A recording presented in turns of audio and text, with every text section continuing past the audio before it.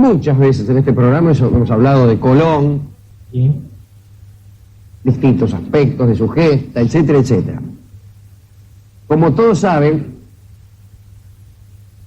hay un misterio pertinaz con respecto a la mayor parte de la vida de este hombre. A tal punto sabía él su condición de héroe antes de serlo, de convertirse en una especie de mito de Occidente, que parece haberse fraguado una historia semejante a los de los semidioses míticos, ¿no? Tuvo la precaución de carecer de todo pasado.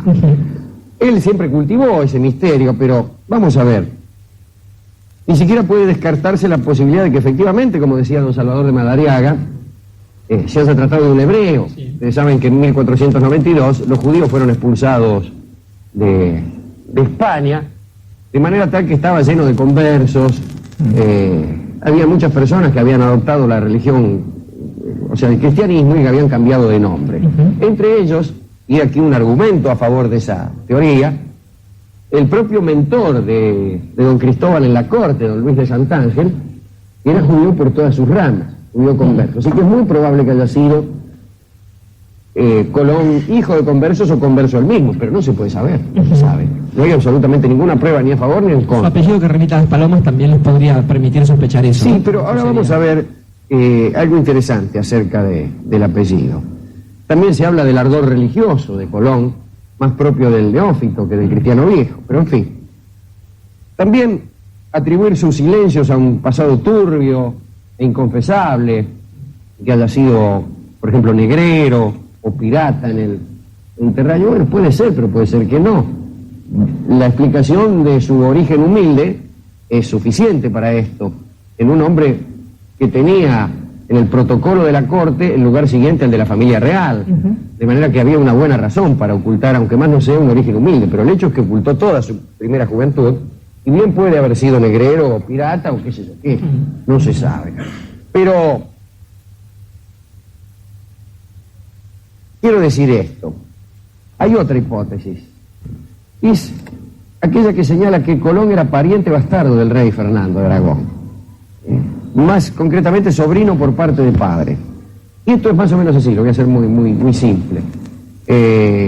Juan II de Aragón tuvo un hijo de su primer matrimonio que se llamaba el príncipe de Viana, le decían, y que los electores de Pamplona habían consagrado como futuro rey de Navarra, heredero del trono, digamos, de Navarra.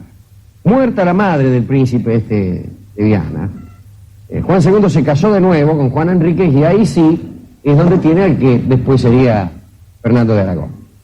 Hubo una serie de conflictos civiles allí, en donde el príncipe de Viana pasa por varias cárceles, digamos así, por varios lugares, así medio como detenido. Entre ellos, el castillo de San Salvador de Puerto Colón, en Mallorca, que no se llama Puerto Colón en homenaje a Colón, sino que se llama así siempre.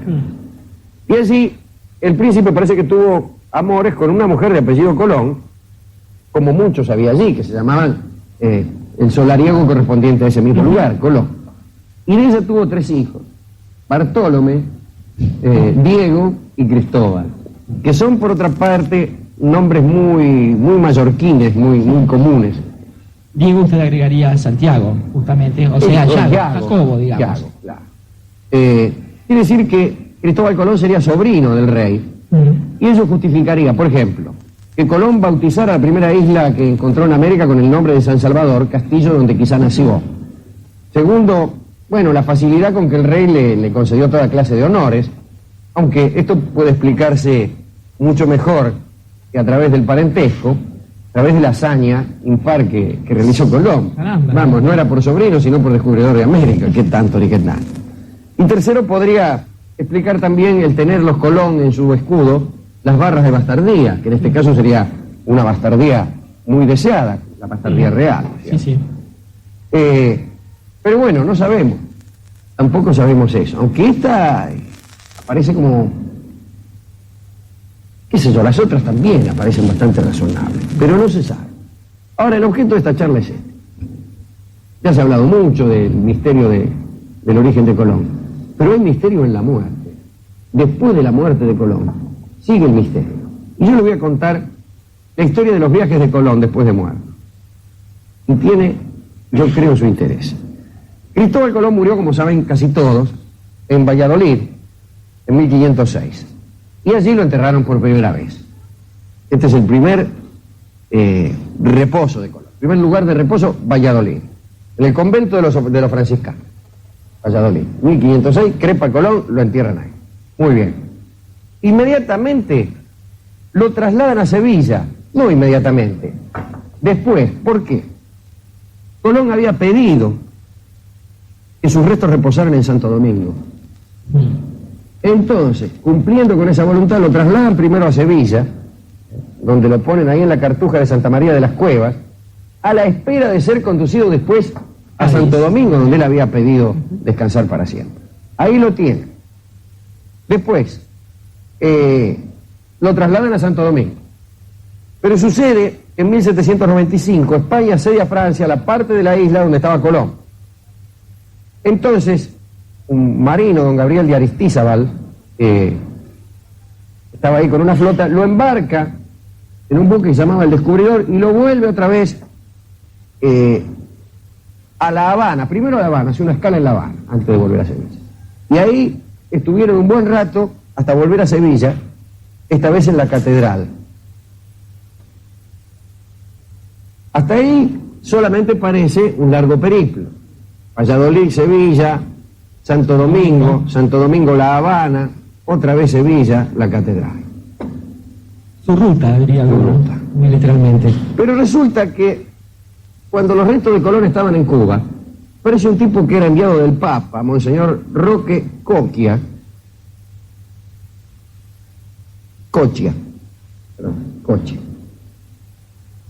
y se manda unas excavaciones en la catedral de Santo Domingo, donde había estado anteriormente Colón, que por otra parte es la catedral primada de América, etc. Y resulta que por ahí, excavando, descubre, en un lugar que estaba cegado, qué sé yo, un cofrecito con una inscripción que dice: última parte de los restos del primer almirante don Cristóbal Colón, y otras letras que no se entendía un demonio lo que decía.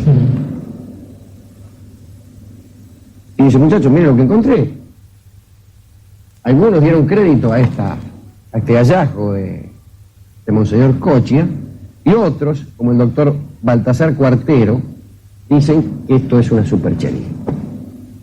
Bueno, desde luego Cochia acusó de falsos los restos que estaban en ese momento en La Habana, y muchos otros acusaron de falsas las investigaciones o el cofrecito ese que había descubierto Monseñor Cochia.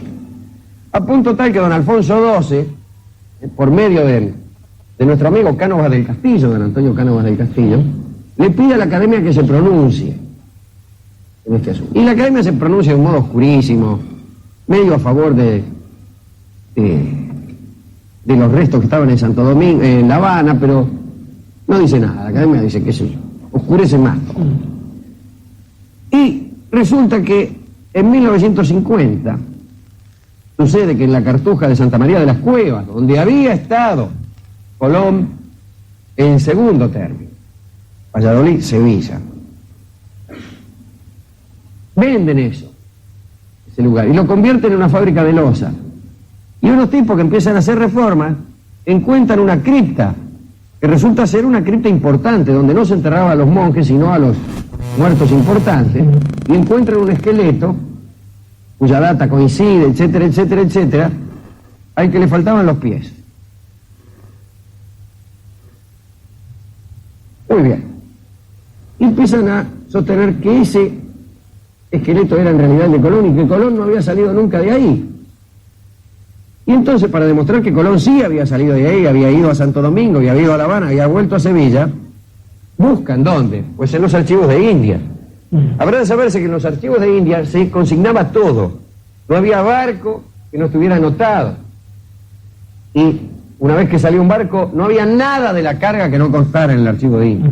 Estaban allí, sabíamos qué clase de barco era, si era un galeón, un galeoncillo, si era una fragata, si era una carabela, quiénes eran los tripulantes, los pasajeros, nombre, edad, la cantidad de carga que llevaban, los animales, si era un caballo, si era una yegua, si era un tordillo, el pelo, todo.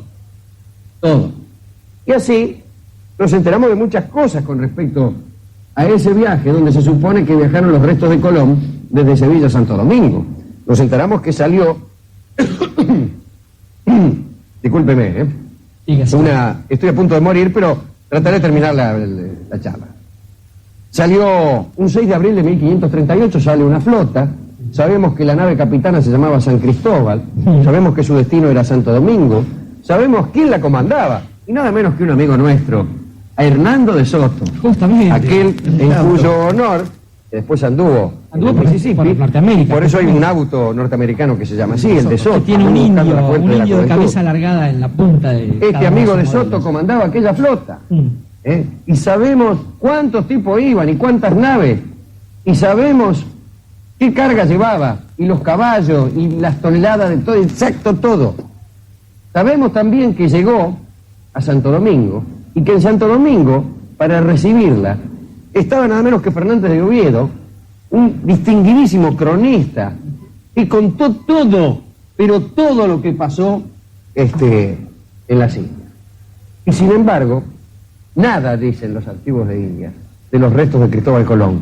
Nada. Y nada dijo Fernández de Oviedo, que era un distinguido cronista. Impensable. Es muy raro, ¿no? Es muy raro. Última posibilidad. Pienso en el cadáver sin los pies de la cripta de la Cartuja de Santa María de las Cuevas.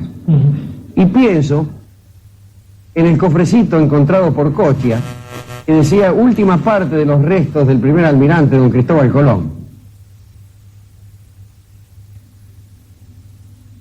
Y pienso si no será esta última parte era literalmente la última parte, o sea, los pies. Pero de todos modos, ya a estas alturas se ha empiojado tanto el asunto que ni siquiera dónde han ido a parar las cenizas del almirante sabemos. Destino curiosísimo de este hombre, tal vez el más famoso de la historia después de Jesucristo, y uno de los menos conocidos realmente. Y diríamos quizás un destino justo, Alejandro, porque qué mejor que haya un sitio para reposar para aquella persona que eligió moverse permanentemente. Estaba pensando que si hay una dedicatoria posible, tiene que ver quizás con personas muy distintas. Por ejemplo, este señor que hasta tuvo la aventura de que ni siquiera sus cenizas se encontraran. Por ejemplo, otro señor, un tal Immanuel Kant, que sin moverse nunca de su aldea pudo viajar lo suficiente como para que la historia del pensamiento de Occidente cambiara. O el otro amigo nuestro, aquel italiano de Brindisi. El muchacho Salgari, que sin haberse movido de ahí nos ha hecho viajar tanto. Y pienso también en general en las personas que quizás viajando mucho es como si nunca se movieran. Quiero decir, ese destino charro de algunos funcionarios de... Claro, que pasan la vida haciendo kilómetros sobre un avión. Bueno, esos no se cuentan. No se cuentan. Esos no son viajes. Quizás esto entonces lo que hay que hacer es dedicarlo de manera inversa, para aquellos que quieran una vida diferente, no escuchar nunca este consejo. Claro, es un consejo que a Colón no le hubiera servido.